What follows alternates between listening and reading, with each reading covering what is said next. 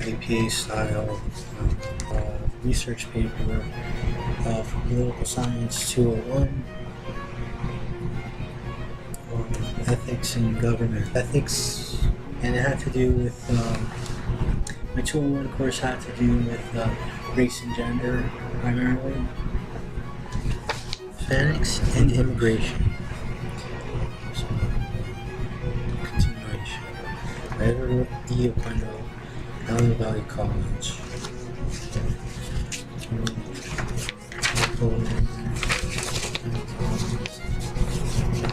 Can we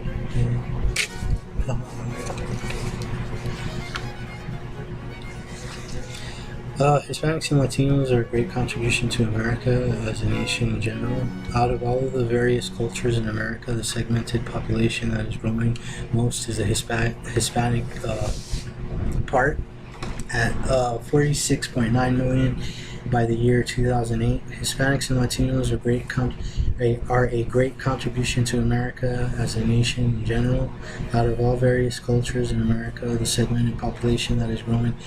Oh wait, this is the double hill that I did wrong.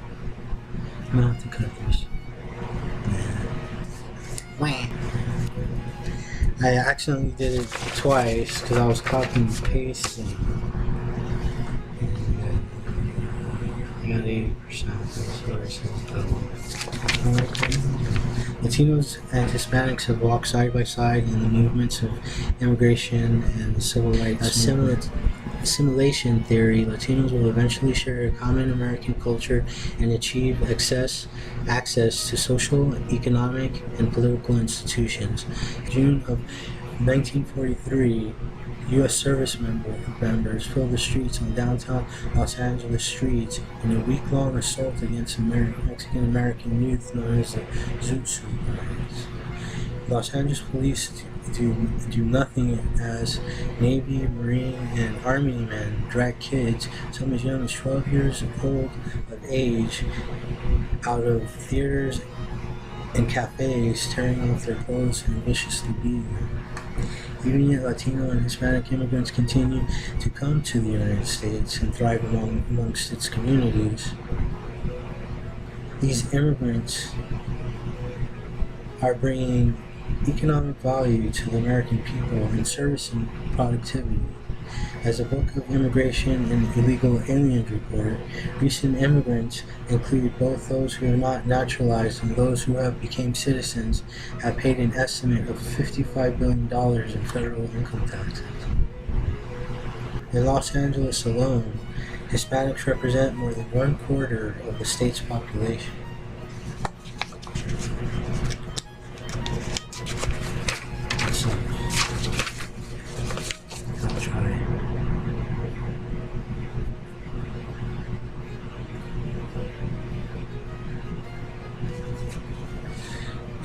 Why some Americans don't like Hispanics and Latino immigrants. In America, common conflicts amongst Anglos in America and Hispanic immigrants populations tend to be most conflicts tend to be on the immigration workforce problem.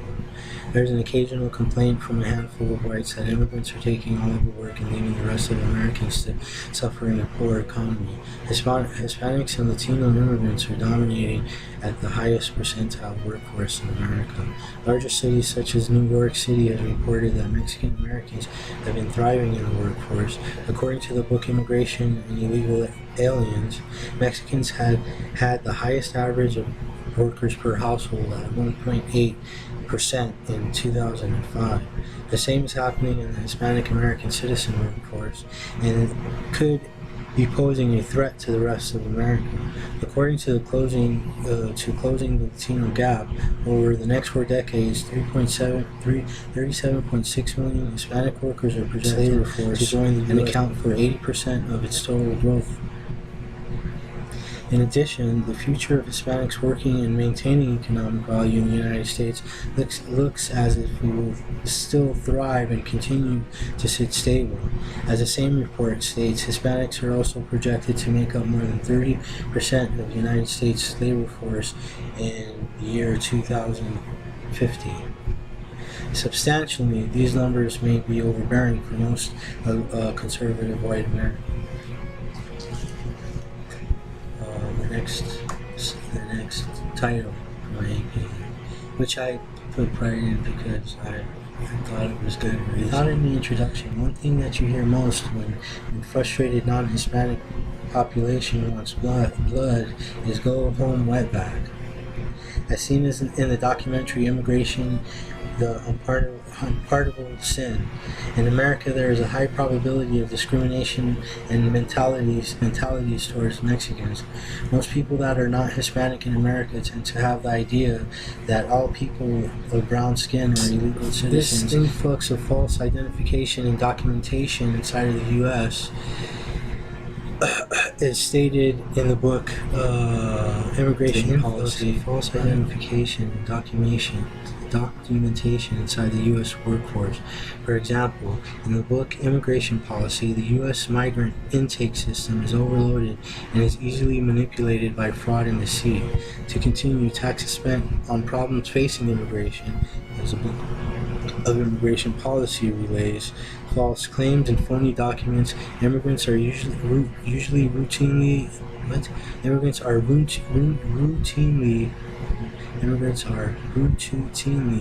able to create delays and outwit overburdened and overworked hearing examiners.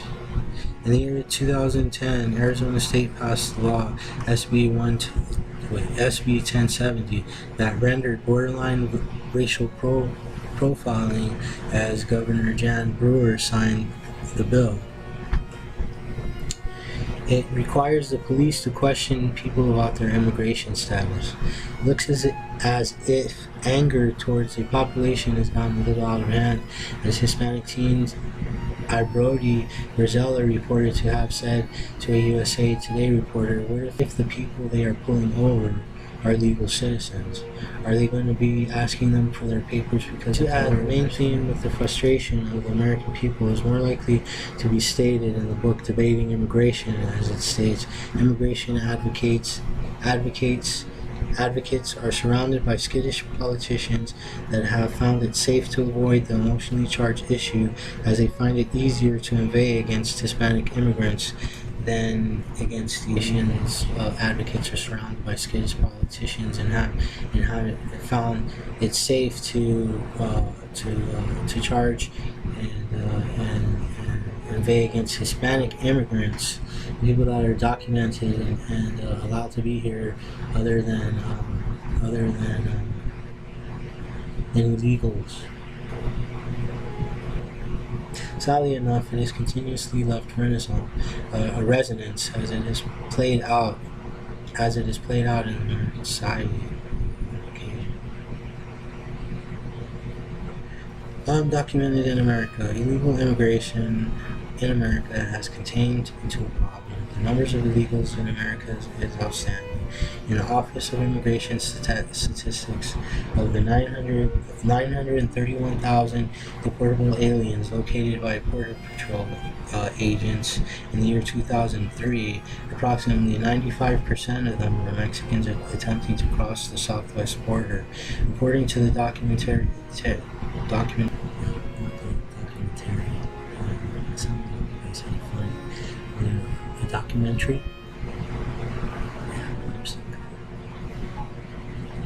Like that and that. That's what you have to do. And according to that unpardonable sin, as a matter of fact, there are 12 to 15 million undocumented immigrants in America. I see that 79% of the illegal population is produced via the Mexican border against American states.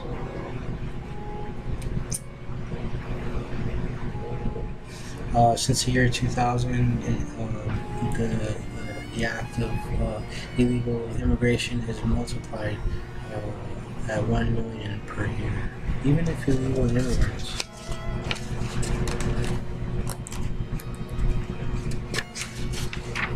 come to America in search of a better life,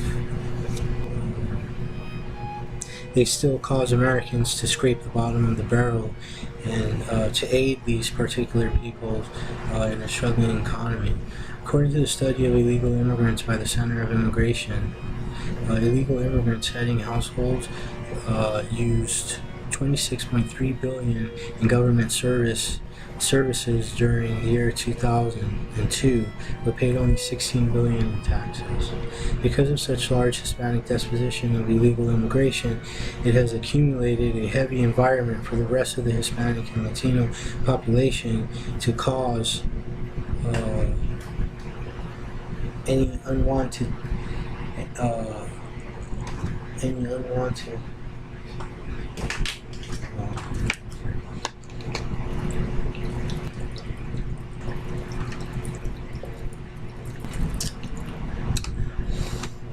better life, and it's nevertheless it has caused Americans to scrape the bottom of the barrel in aiding these particular peoples. Thus,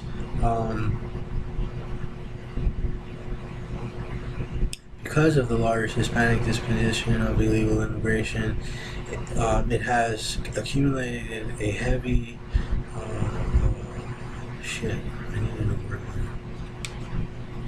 a heavy unwanted environment for the rest of the Hispanic and Latino population, causing an unwanted finger to be pointed at native-born community and regular immigrants of the same type. It's not really a problem for white people, immigration, people coming in, using services, taking jobs, being a burden. Some people homeless, stuff, crime and all that shit. It's also a problem for the Hispanic community, because when these type of things happen, it makes unwanted dissidence between an already assimilated culture inside of the United States towards itself. So what I'm trying to say is that,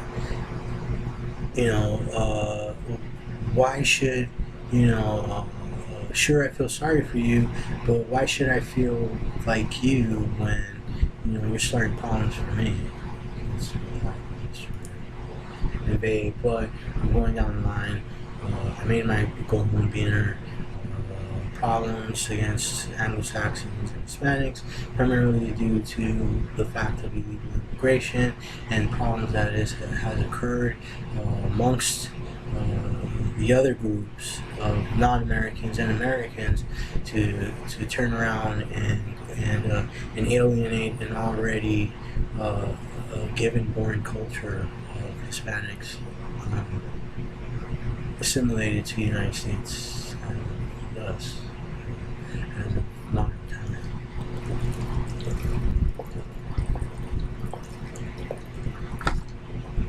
Okay.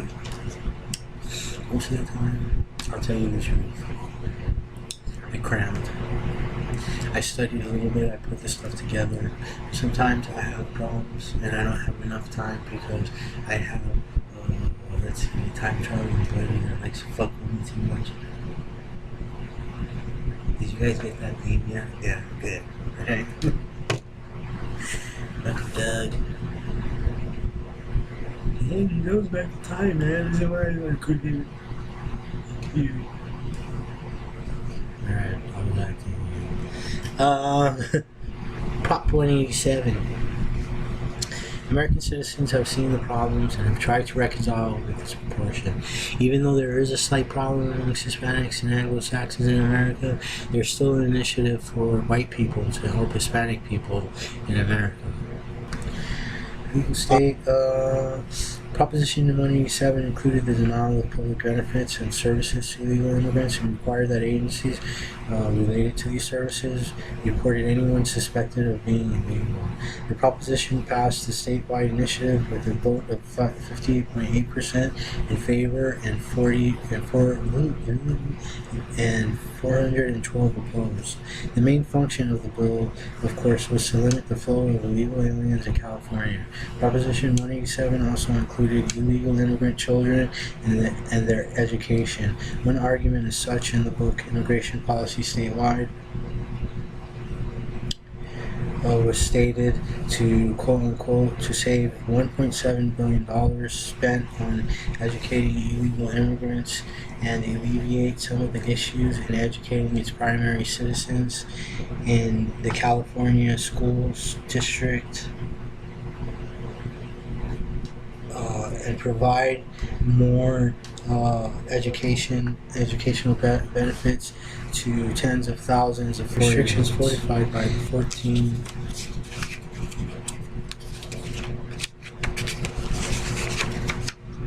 14th Amendment of the United States Constitution prohibited the discrimination of children even if the child was not legally born to the state. California was remained to drop most of the provisions, and at a U.S. District Court judge overturned Proposition 187 was ruled unconstitutional.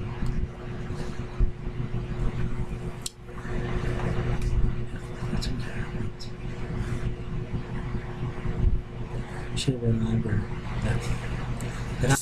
Overall, there have been efforts. Immigration has come together.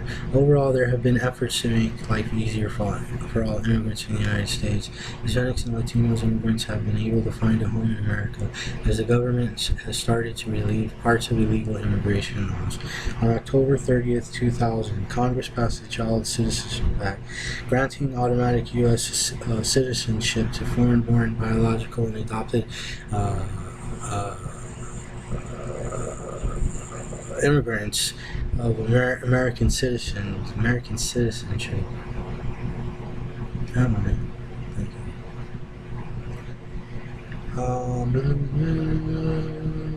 American citizen. In addition, on November 2004, the U.S. Citizenship and Immigration Service announced that more than 13,000 certificates of citizenship were issued. Eventually, acts like these set the stage to movement to develop, relieve, and educate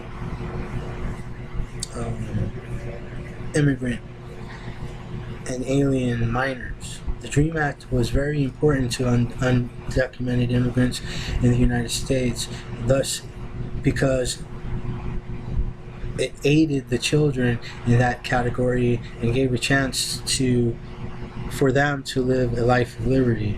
The guidelines deemed that the child must have entered the country before the age of 16 and must have resided at least 5 years preceding the enactment of the law, and must have earned a high school diploma or have been admitted to a U.S. college or university. Non-citizens meeting these requirements would be eligible to be conditionally permanent.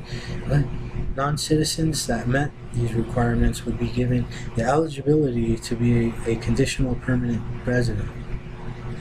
Today, progress is still in convergence as Cuba and America open up to communications for the first time since 1960. President Obama had granted Cuban Americans the right to freely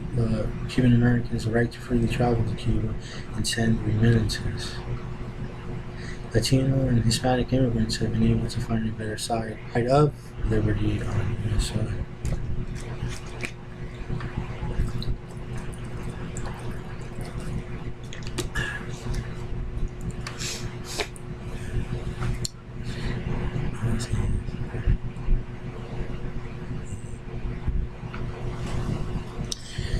To conclude, Hispanic and Latinos in the United States have shared almost the same burdens regardless of their immigration status.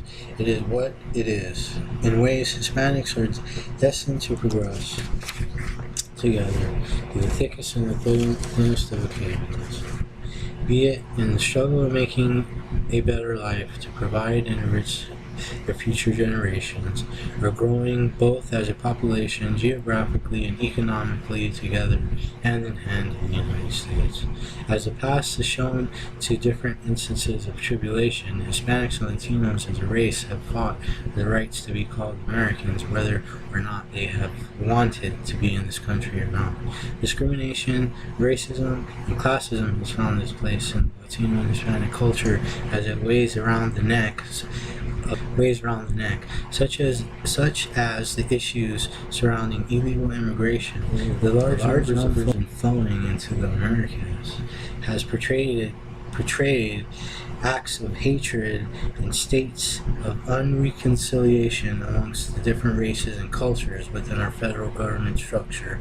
Enough so much, and to the point that the American government has sunk so low that it has specified, pointed out, and attacked innocent children's welfare and livelihoods. Fighting an American dream is not easy and does not come cheap for the Latino and Hispanic immigrant. One tends to find a place of flat-out racism from its citizens, as a derogatory statement and slight enactment of discrimination fill the plate of the modern immigrant made towards these people. Right? America may be part of another American agenda. On the bright side, there have been motions towards bringing some type of light to the land of liberty. Congress has taken steps in making the world a better place for some illegal immigrants, especially those who have not any responsibility in the residing states, of trying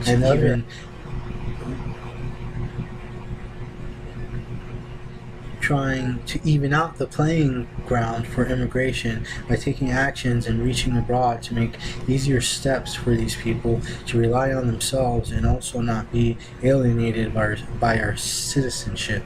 Today, immigration has brought the Hispanic community and immigration into the forefront of American society. Right?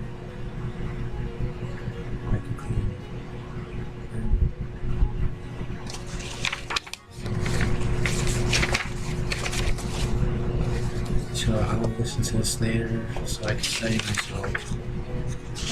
Although I got a B, right? It was a B, right? I had information, right? Could have written it better to be more legible, could have been more lyrical, and have more assonance and meter and stuff, but I didn't know all that stuff until the semester, so I have to work a little bit harder to make my writing more proficient and adequate for the rest of my school. I have a big chunk. I just need little pieces to put